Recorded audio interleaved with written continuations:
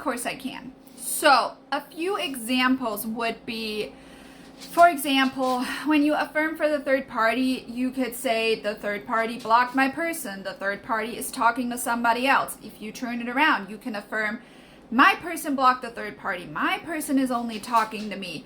Those are all like every action based to me means that an action needs to be taken on their side. Oftentimes I see people affirm like, oh, you know, they hate the third party. They want nothing to do with them.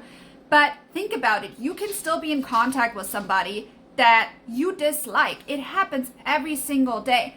You can still not think about somebody and still have them contact you, or the other way around. You don't always have to think about it. If you get a text message, you might reply. So the intention here is to have them take action that moves them out of your perception. And I know there's coaches who said, you know, out of sight, out of mind, but let's be realistic. That just doesn't work for everybody. If you can do it, great.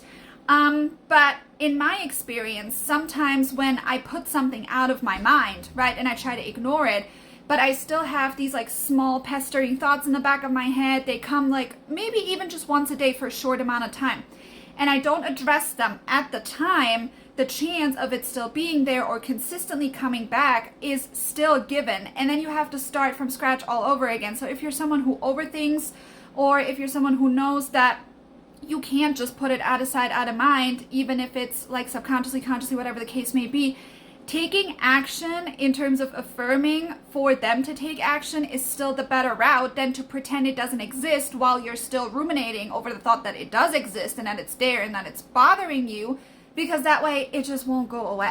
So it's not like one way is better than the other. It really depends on a case-to-case basis, in my personal opinion. So you just need to figure out for yourself what is the way that you need to go. And even, you know, sometimes, and I had this situation before where I wouldn't think about it, and then all of a sudden I felt this like urge to check the 3D, and then I did, and you know, things started all over again, and there wasn't even anything to be looked at or to be checked, but it still made me go crazy. It made me go into the spiral, which ended up with my specific person at the time going back into contact with a third party after they haven't spoken in like, I don't even know how long. It can happen. So had I, you know, affirmed, or at least had affirmations ready to go at the time, instead of just ignoring it and pretending it doesn't exist, I probably wouldn't have, you know, gotten into that situation. So you always need to be aware that even if you don't need it, having affirmations handy for the worst case scenario is something you should always have in your arsenal.